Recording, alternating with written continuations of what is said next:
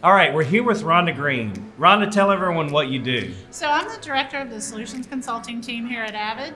Our team supports the sales team. We go out and demonstrate our products and talk about all of the services and solutions that we have at Avid. And by the way, one of my favorite groups. You know that, right? I do. Thank you. So it all started with you. That's true. I'm glad that came out.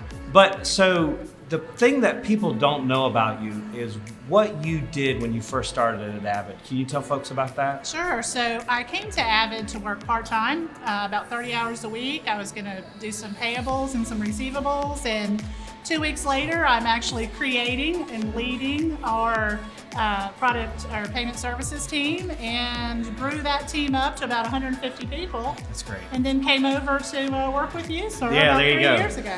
But here's the thing that I think is important about your background is that you were in accounts payable. You were in an accounting department. Tell folks about that experience. So I've been in AP management for over 25 years. Literally saw AP go from a 100% paper-based where there were file cabinets everywhere up to where we're at today. So I got to see automation unfold. And so today, one of the things that I enjoy most is talking to other AP professionals about how much better life is now with automation. So, okay, so that makes you a subject matter expert. And then here we are today at REVx. 2019, can you believe it? Yeah. It's huge. There's a huge buzz, and you have a session. And so what's the name of your session? So it's about month-end close. So it's tips on the best practices for month-end close. Obviously that, with being an accounts payable, that's a very important time. Every month is making sure that we've captured all the invoices, that we are accruing everything that we didn't get entered in the system. But also we talk a little bit about year end and expand on that and just also give some general kind of best practice tips. Okay, this is the real question I want to ask. Because you read that right out of the handbook. Right okay, out. So here's the real question that I want to ask. Every year you do the same You do the same thing. I do. And every year, it's one of the biggest attended sessions. Thank you. Why is that? Well, it's because, I'm a peer of all the folks out in the audience. So, I have lived that pain. I know exactly, what they're going through on a daily basis. And I love encouraging them to talk. So we get a lot of best practices among peers and kind of seeing what's going on today. If you're doing this, how can you help this person? So it's super. We get a lot of interaction, and I really enjoy that. Love it. Okay, so here's the question I really want to ask you. Is that every single year you do the exact same session, and every year it's one of the biggest, most attended, and highest rating sessions that we get. Why is that? Well, again, it's because I am their peer. I did this for many, many years. I know the pain of AP, especially, at each kind of track that I cover, it's from personal experience. So this year we're talking about month end and the best practices around that. And probably one of the best pieces of advice I can give anyone is, make sure that you have great documented daily processes and that you're performing these things every single day. You're getting your invoices entered as they come in. So then when month end comes around, you're not scrambling to try to get, 100 invoices entered in at one time. And automation has changed the game. Right.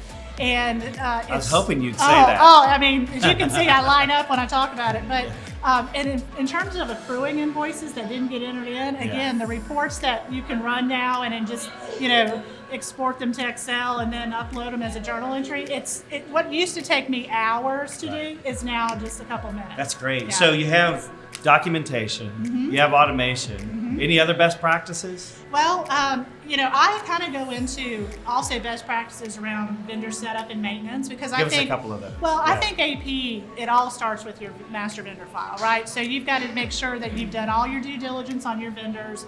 You have collected your W-9s, you're doing your 10 matching so that you know that the vendors that are in your system have been fully vetted, and also that when you send a payment out to them, it's going to the right person.